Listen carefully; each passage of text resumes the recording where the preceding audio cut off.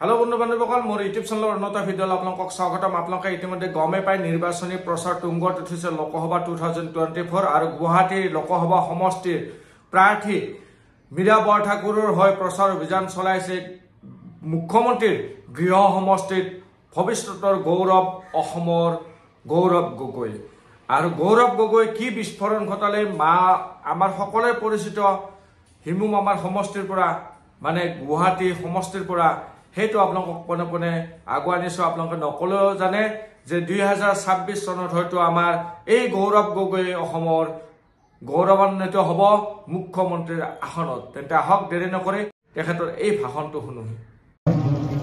বক্তৃতা দিবলৈ বিচৰা নাই, আপোনালোকৰ মাজত কথা পাতিবলৈ আহিছোঁ। প্ৰথমতে মই আপোনালোকক অলপ ভাল খবৰ দিবলৈ বিচাৰিছোঁ, দিব পাৰোঁনে? ভাল খবৰ এইটো হ'ল যে প্ৰথম পৰ্যায়ৰ পৰা আমাৰ দুজন আমাৰ প্ৰাৰ্থী আছে, লুৰিণজ্যোতি গগৈ ডাঙৰীয়া আৰু মই যোৰহাট লোকসভা সমষ্টিৰ প্ৰাৰ্থী হিচাপে।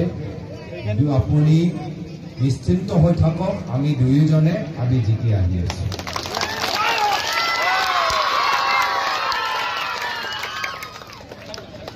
তাৰপিছত আমি দুয়োজনে প্ৰথম পৰ্যায়ৰ নিৰ্বাচন সামৰি দ্বিতীয় পৰ্যায়ৰ নিৰ্বাচনৰ কাৰণে বাৰাপালীলৈ গ'লোঁ, কৰিমগঞ্জলৈ গ'লোঁ, শিলচৰলৈ গ'লোঁ, আমাৰ কাৰ্বি আংলঙত যোৱা হ'ল আৰু নগাঁৱলৈ গ'লোঁ।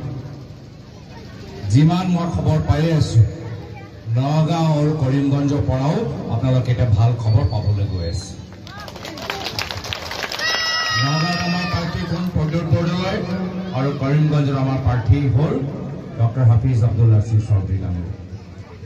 আৰু অলপ যোৱাকালি মই ধুবুৰী গৈ আহিলোঁ। ধুবুৰীটো আমাৰ যথেষ্ট ভাল খবৰ আপোনাৰ মই পাই আছোঁ। ধুবুৰীলৈ আজি আমি যথেষ্ট এটা ভাল খবৰ পাবলৈ গৈ আছোঁ।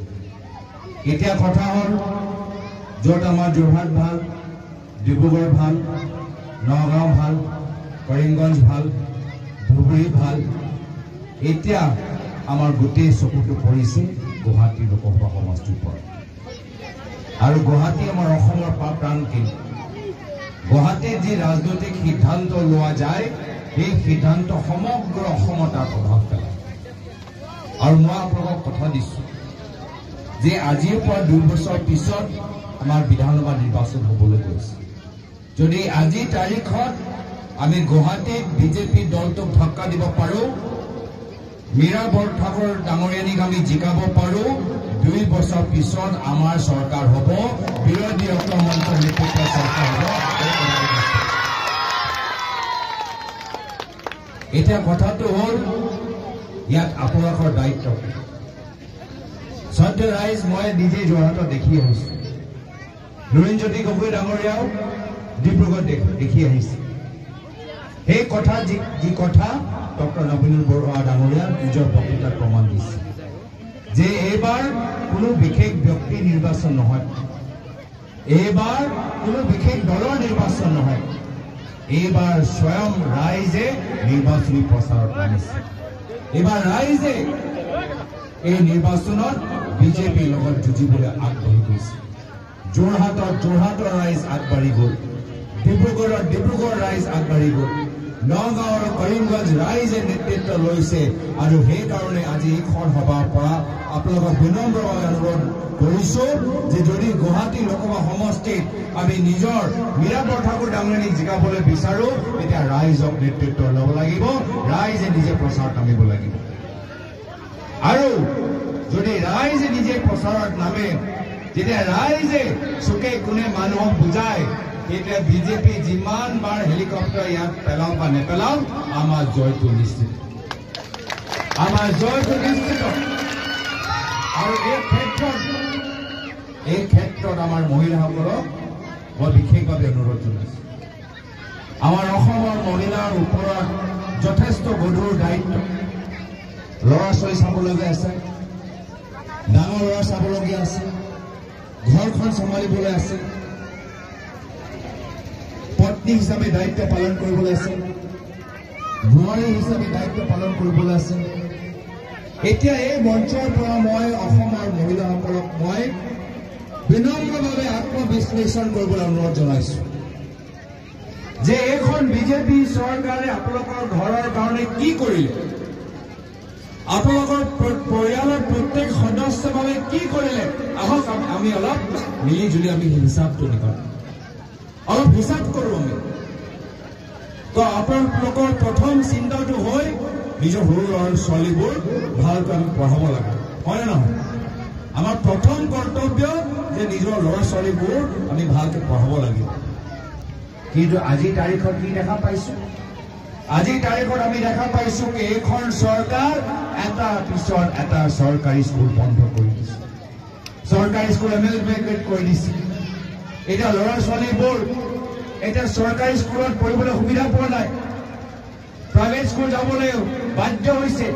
আৰু প্ৰাইভেট স্কুলৰ ভিতৰত নাম ভৰ্তি কৰিবলৈ পইচা ক'ত আছে? পইচাটো নাই। আজি এনেকুৱা অৱস্থা। এইখন চৰকাৰ শ্ৰদ্ধা ৰাইজ চাওক, গাঁৱে ভূঞে চৰকাৰী স্কুল বন্ধ কৰি এতিয়া তেওঁলোকে মদৰ দোকান খুলিবলৈ আৰম্ভ কৰিছে। আপোনালোকৰ ডাঙৰ ল'ৰা ছোৱালীয়ে কি কৈছে যে তোমালোকে বাইক চলোৱা, তোমালোকক স্কুটি দিছো, কিন্তু সেই বাইক আৰু স্কুটি লৈ তেওঁলোকে কলেজত যোৱা নাই। সেই বাইক আৰু স্কুটি লৈ এতিয়া অসমৰ নৱ প্ৰজন্ম এতিয়া আড্ডা মাৰিবলৈ মদৰ দোকানৰ ওচৰলৈ গৈছে। এয়া হৈছে বিজেপি দলৰ যুৱকসকলৰ প্ৰতি নীতি। শ্ৰদ্ধা ৰাইজ, মহিলাখিনি, আইসকল, ইয়াৰ প্ৰতিশোধ আপোনালোকে ভৱিষ্যত ল'ব লাগিব। আপোনালোকৰ বোৱাৰী হিচাপে দায়িত্ব থাকে যে ঘৰৰ বয়োজ্যেষ্ঠসকলৰ মাজে মাজে তেওঁলোকৰ কাৰোবাক অসুখ হ'লে তেখেতৰ চিকিৎসাৰ দায়িত্ব আপোনালোকৰ ওপৰত পৰে। কিন্তু ইতিমধ্যে ডক্টৰ বৰুৱাই নিজে কৈছে যে এইখন চৰকাৰ অলপ দিন আগতে কি কৰিলে? এইখন চৰকাৰ অলপ দিন আগতে বয়োজ্যেষ্ঠসকলৰ দৰৱৰ দাম বৃদ্ধি কৰিলে। এই নিৰ্বাচনী প্ৰচাৰৰ মাজত বহুত বয়োজ্যেষ্ঠসকল মোৰ ওচৰলৈ আহিলে, তেওঁলোকে মোক অৱগত কৰালে যে ভূপা, মোক কংগ্ৰেছ চৰকাৰ দিনত মই বৃদ্ধ পেঞ্চন পালো আৰু বিজেপি চৰকাৰ দিনত মোৰ হাতৰ দৰৱটো তেওঁলোকে বৃদ্ধি কৰি দিছে, মোৰ ডায়েবেটিছৰ দৰৱবোৰ বৃদ্ধি কৰি দিছে, মোৰ চুগাৰৰ দৰৱৰ দাম এইখন বিজেপি চৰকাৰ বৃদ্ধি কৰি দিছে। আৰু কিয় বৃদ্ধি কৰিলে? যে দৰৱৰ কোম্পানী অলপ চন্দা বিজেপিক দিলে, এই চন্দা পোৱাৰ পিছত দৰৱৰ দাম বৃদ্ধি কৰি দিলে বিজেপি। এয়া হৈছে বিজেপি চৰকাৰৰ নীতি, এয়া হৈছে বিজেপি চৰকাৰৰ